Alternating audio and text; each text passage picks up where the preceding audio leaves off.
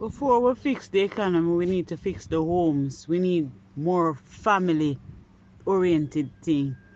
In terms of fathers and mothers playing the correct role, because if we don't have that structure, the youths, even if we have a whole heap of money, we still going to have a problem because men will not be able to be role models for their children.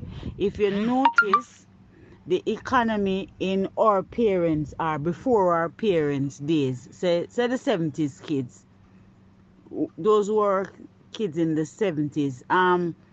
You notice, I am a 70 kids, but most of us fail. We fail as parents, and that's why we have the breakdown in society.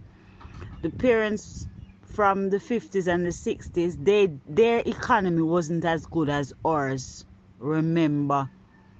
But they had a structure where even if dad didn't live at home, certain things you couldn't go on with because daddy had passed through and I make sure things right. So in order for us to have a stable economy, we have to fix the homes. So I would say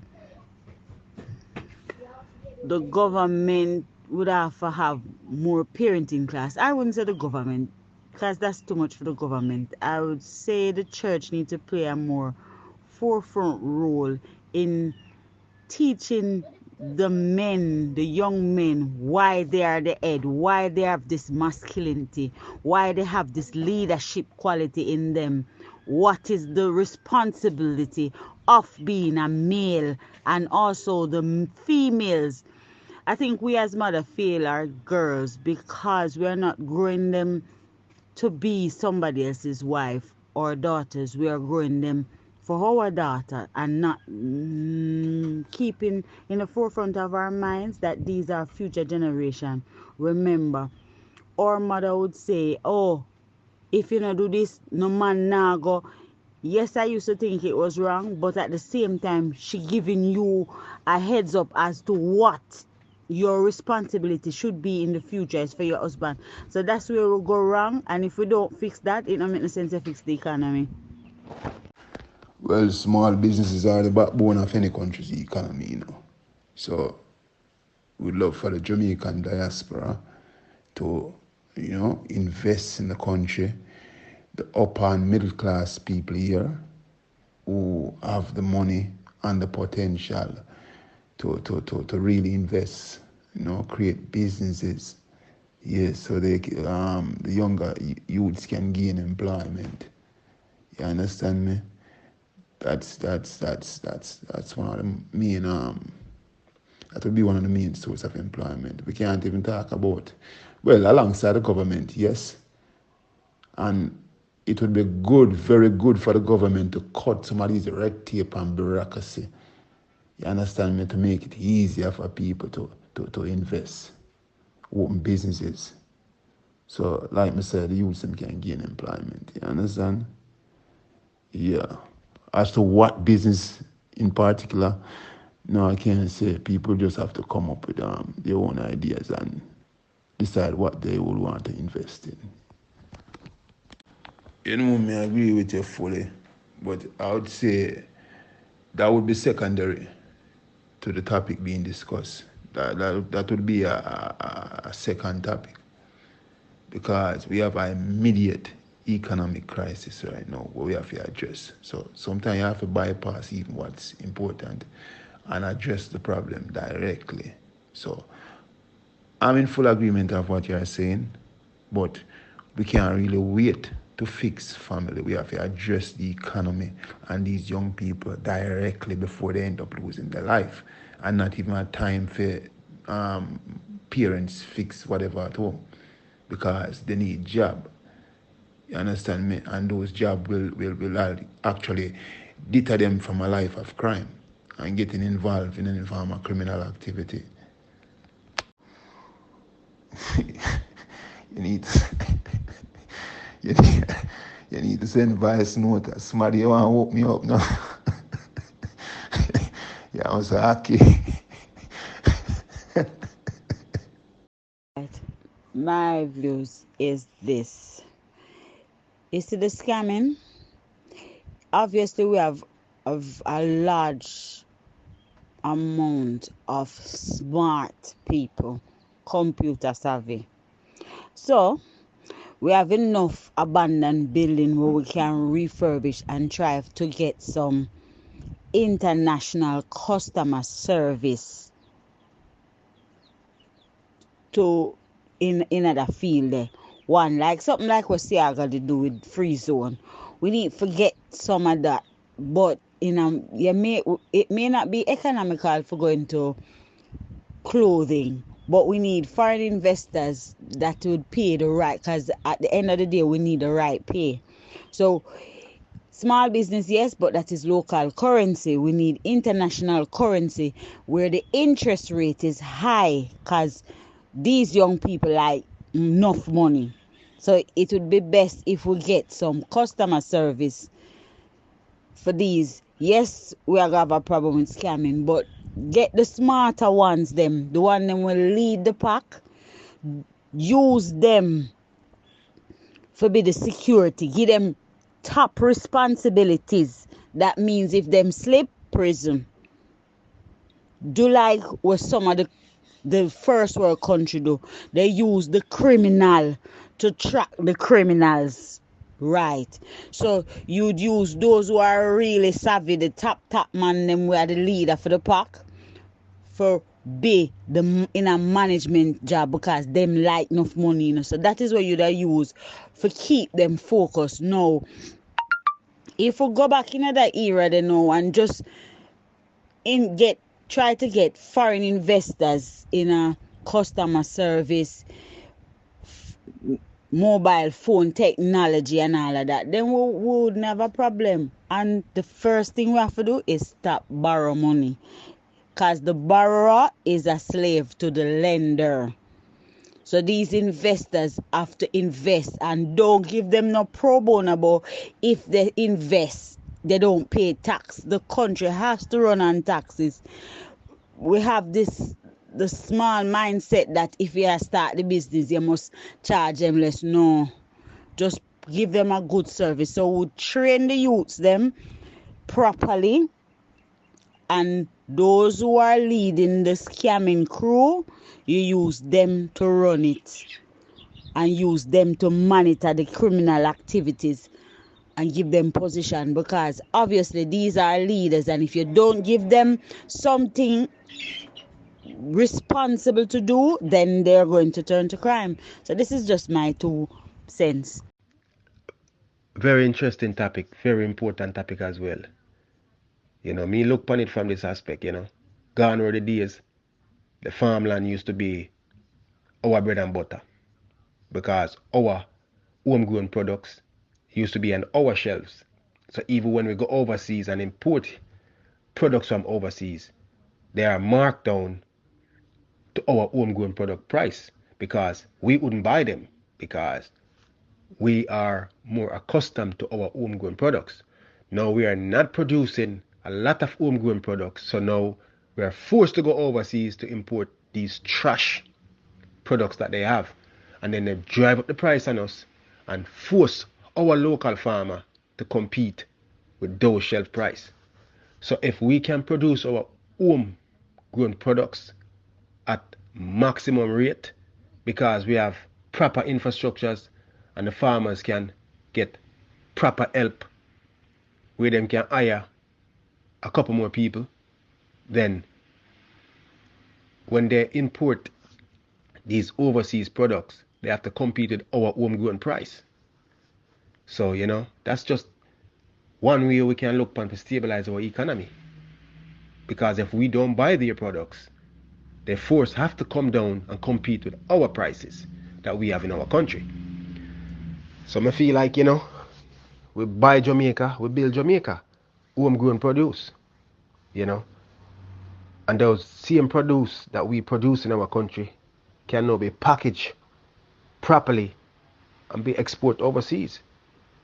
And export overseas and sell at a reasonable rate, so money can come back in our country and pay these farmers for their works. So as me say, you look upon the whole aspect of the country right now, it's in turmoil, because the inflation rate is through the roof. And the only way we can balance that as a nation and as a people is if we buy the products in our country and stop running overseas to import these expensive products and put on our supermarket shelves. So like the Grace, the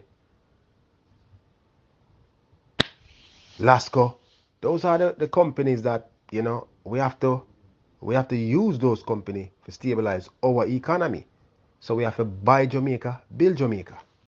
Good morning, group. Happy Saturday to each and everyone. Blessed love. Hope everybody's having a nice Saturday. This topic here is my topic, and it's a topic that I frequently discuss with older people, like people who are more stable in life, you know, acquire certain things and have their family and have things that I can take from their experience and learn from.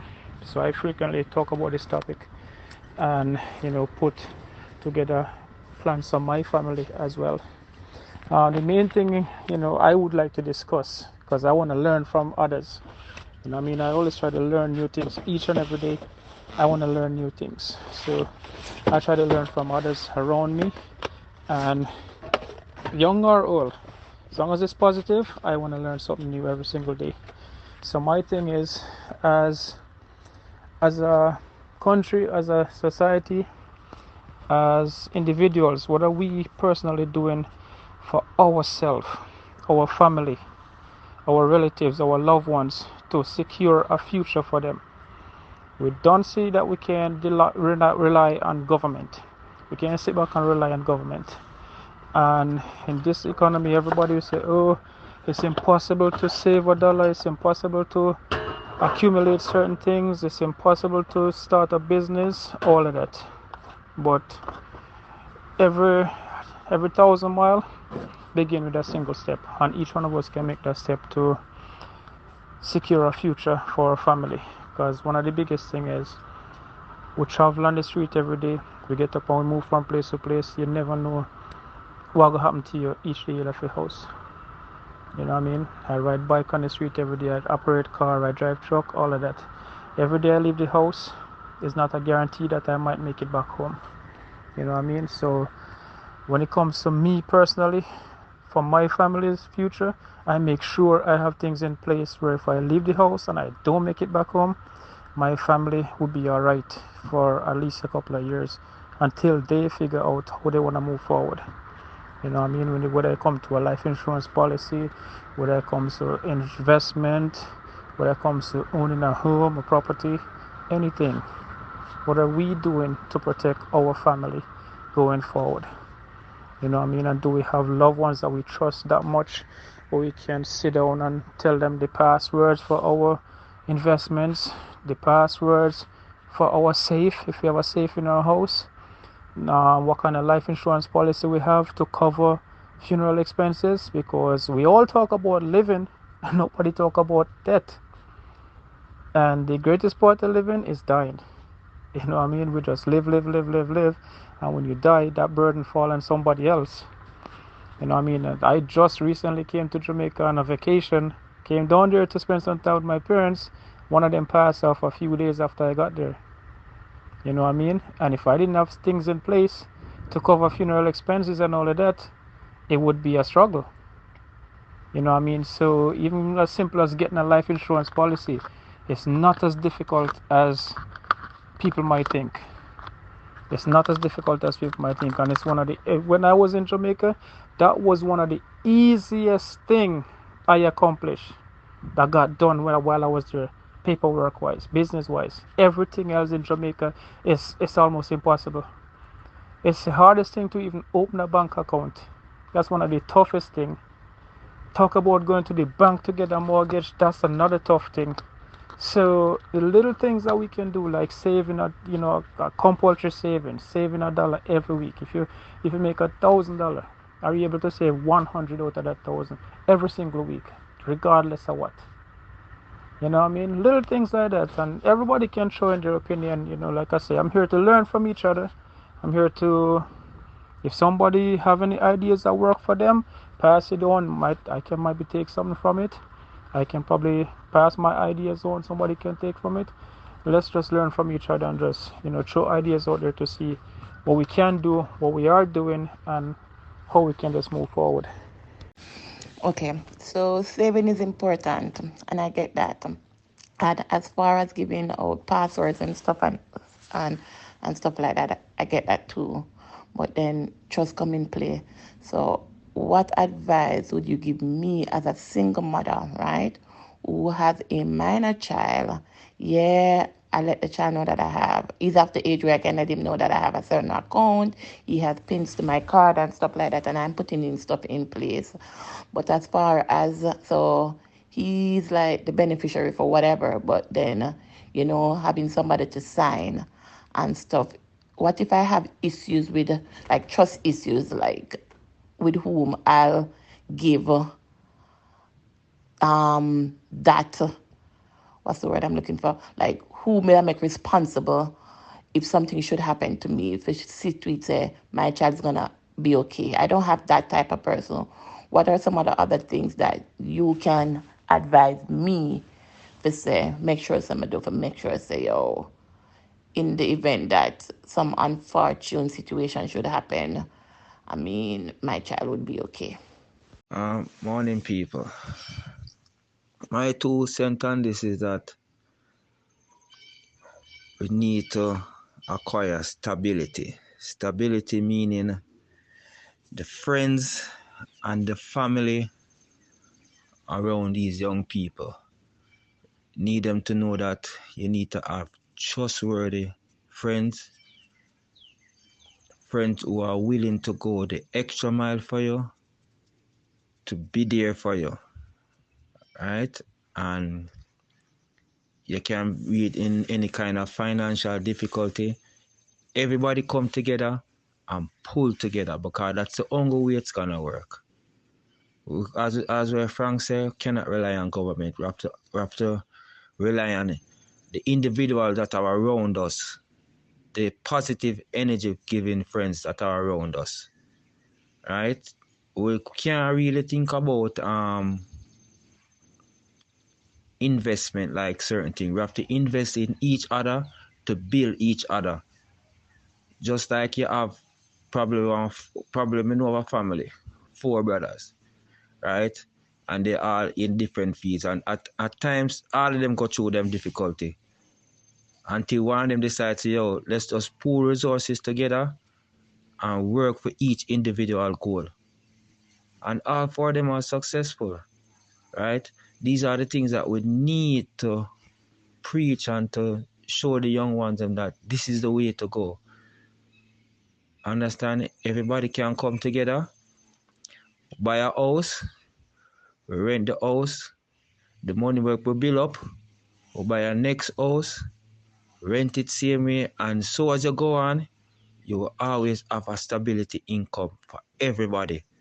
We have to just pull our resources together, pull our ideas together, try not say we're gonna listen to just one person, try everybody's style.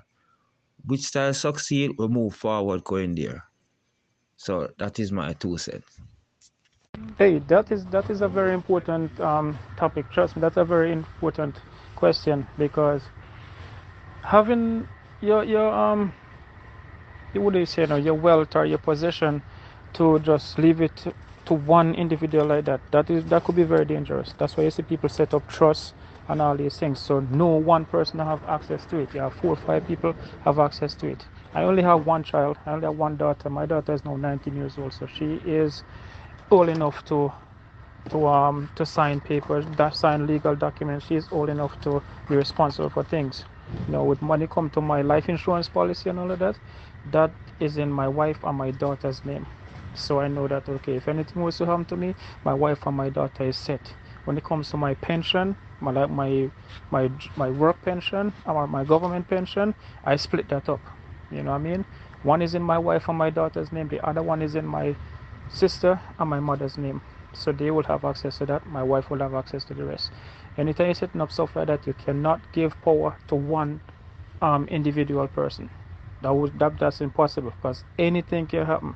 Like I said before, the same mouth that says love is the exact same mouth that says hate. And anything can happen. Even your closest family member can turn against you. If you have an account, like what you say, as a single mother, you have a child, what I would suggest is your child have to be a part of the beneficiary.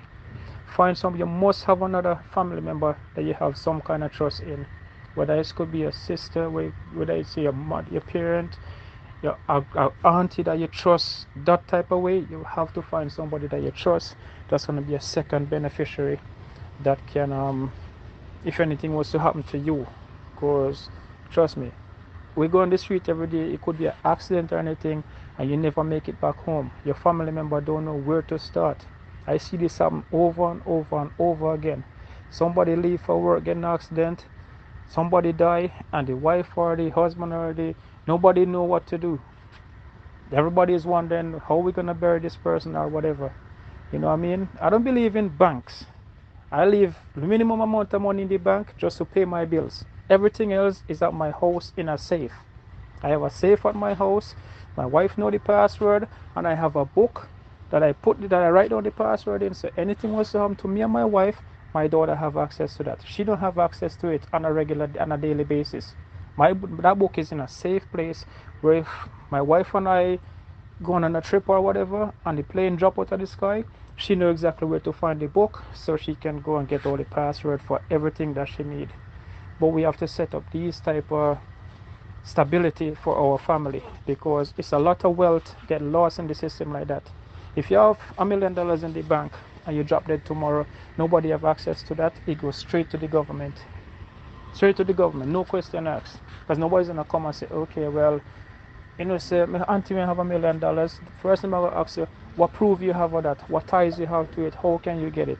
If you're not proof on the ties, that gone straight to the government. So we have to secure every single penny that we have, so it can go to our family member. We can build our generational wealth, and it can stay in our family. So like I said, I don't really believe in the banking system, but that is a fraud. I keep all of my wealth in my house. I buy gold. I have gold in my safe. I keep a little bit of cash in my safe for, emergency, and the rest I invest in my property. I buy steel and block and cement that can't go nowhere. As long as you live, that not go nowhere. That can pass on to your pitney them, and that can keep in your family for generations to come. But everybody else say, oh, I don't have this, and I can't afford that, and I can't afford that. Every pound we knock, you find $1 figure there. We use real money buy fake shit every single day. So the real money where you spend figure buy a fake here, put that in one little corner, and you'll be surprised. When you have to wait until you can buy 1,000 block, buy 200. When you can't buy next 200, you buy 200. Simple thing like that. So we have to just pay more attention and just really sit down, because the way the economy it only going to get worse. Not getting better, only going to get worse. That's why, Frank, I say it's a trust, and the people in the circle where you keep, most important. Because you can't have people who say, yeah, at the beginning, and as the ship start get rocky, because you got to have it always like that. Nothing going to just come straight, so. You have a bad times to go through. Them quick for said, boy, I never see it, you shouldn't do that and all these things. No, people, when you come together, you have to say, yo, this we are going to do. These are the thing of the plan. And we are go through it right throughout. You understand? And the moment the waves start get rough, them jump ship. Trust is a key issue in all this for move forward. You have to know, say, yo, if something happen to me, you deal with my people, them, no problem. Your name there at the top, underneath your name, XY family, XY friend, yeah. If so happen that you drop out or anybody drop out of the circle, yes, that is there. That is a concrete signature for everybody behalf to know that this is going on. Everybody will become friend, turn family. And family work together and survive together. All right, brother. Yes, we may. You see the mindset that we have, or that the mindset that we have, brother. You see, because when we are grew up, we not trust. We are. I just, so that's food culture that black people don't really trust each other. You see, yes, when we live, brother. You see the Filipinos them. You see the Portuguese them. The same way so they do it. One Portuguese will come in and them acquire a house somewhere or another, and then we bring in all 4 or 5 more of them, and then we stay in a 1 bedroom. 5 of them will stay in a 1 bedroom, and you will look on them and laugh and say, oh, look how them and live, them and stay in a 1 bedroom. Guess what? Then save up and save up, and then when you look, they buy one more house. And then when you look, they buy another house, and all 5 of them have 5 houses now. Same thing the Filipinos them do. We not do it. I tell you, you see, we as black people, we not trust each other. And you have to find somebody where you trust and say, here, make we start a little savings. It's even if it's a little club hand. We could start a savings. We are going to save up, say, $300,000. We are going to buy one piece of land. We are going to save up one next $300,000. If you are going to buy a piece of land, you buy 2 acres. So you split it in half. Me get 1 acre, you get 1 acre. So even if me and you break up, whatever happen, me and you fall out, you got your 1 acre, me have my 1 acre, I saw it a figure. But we don't do them things there, brother. We just sit down and say, no, I not trust nobody. You have to trust somebody, brother. The richest people in the world are people they trust and then take chances. We don't take chances. That's one of the biggest downfall with food culture. We don't take chances, brother. Rather sit down and waste your money and say, yo, me not take no chance. And then when you look, you're a 50, 60-year-old and you depend upon pitney. Food parents, them, they have nobody to show them certain things, For the food parents, them, just say them are going to invest in a pitney so pitney can come back and take care of them. And look where that reach them. And my pitney nowadays, first of all, they not want to work. Most of them are youth nowadays don't want to work. And you want them where do have a job, them can just about take care of themselves.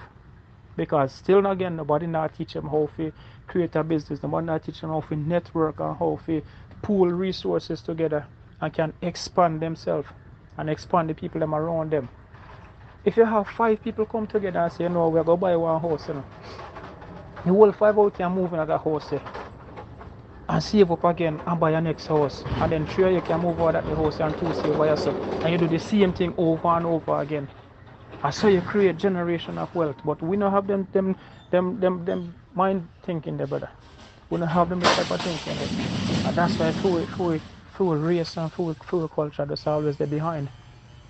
But right now, let me say, it's because me reason with other people and me reason with other culture and see how them do it, my thinking different now, brother.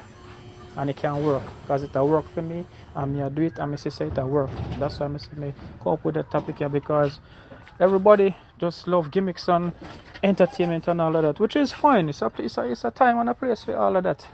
But at the end of the day, what kind of legacy we are going to left for pitting them? We are going to left them in a situation where they have to go work till they're dead, or they go work 9 to 5, work a 9 to 5 job, or then when it get too stressful for them, then turn to scamming or all these type of things.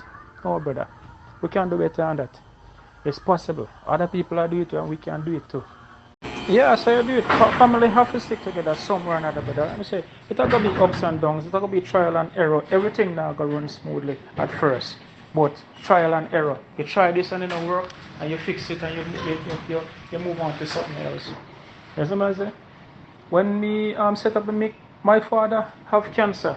Because he passed away, let me say, 6 months ago.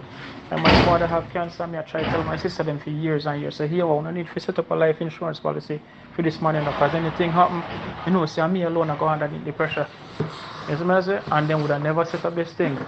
And they go on until when they find out now same of cancer, them run and say, alright, cool, and time to go set it up and now. And me have to make sure say, me pencil out everything and show them say, me want this person upon it, that person upon it, that person upon it. Everybody covered. You see what I say? At the end of the day, we have a life insurance policy at Credit Union. 6 people there upon the policy. 6 people they put the policy cover. And you can get up to $1 million coverage for each one of them 6 people there. And the payments per month is not as ridiculous as people might think. People might look and say, oh, only rich people alone can have life insurance policy. Nonsense. Not go so. If you have $1 million, you pay $5,280. $1 million coverage. And that covers 6 people. $5,280 covers 6 people. And any one of them 6 they drop off, you get $1 million. You can go up to $2 million and you pay $12,680 a month. And that cover up to 6 people. As I say so, and we have to make them type of preparations because like I said, I come on Jamaica on vacation, brother. And I come down there, I enjoy myself and everything. And I carry my father go a doctor this Saturday. Saturday, I carry my father go a doctor. And by the time I drop off my doctor and head back at Ochi, by the time I reach at Ochi, I tell come out and I carry it. My mother called me and said, yo, your father just drop off 5 bed and if you can rush him to the hospital. And by the time I rush him to the hospital, I'm in a coma. And I come back out of the coma there. 6 days later, him drop off, him gone. And if me have a life insurance policy if I cover him, me would have a whole family with a problem. Because I'm say a vacation, me don't go on and I enjoy myself. We didn't come with that intention there, but them things they have to happen. That is inevitable. That's something we have to happen in our life, or we don't think all them things there. But you have to have a family member where you know say, okay, me trust a family member here, and a this person I go deal with all of them business adventure there. As I say, so anything happen, boom, this is somebody here, and you have to have a next in line where if anything happen to that, there's somebody there, somebody else in line to continue it. So me set up all of my business adventure them. You can't leave it up to one person because let me say you and that one person will have some type of disagreement at some point in your life. But you can't live your life and say you not trust nobody because nobody not trustworthy. People trustworthy. You have to find somebody who you can trust. And one of the easiest thing for when you trust somebody, you just free up and just live your best life, brother. That's why you have to find meaningful people in your life, build relationship with them, and you can accomplish so much things when you have meaningful people in your life. Now people just want to drain your energy and come around when they just want. People will go contribute things to your life. So based on most of what you're saying, and I get it, and it was my view, but you say it, so I'm just gonna expand on it a little. Trust, create trust account, for your loved ones. Like just make sure say you have things in play, not just normal investment. Like just put the money in a different trust so them have it.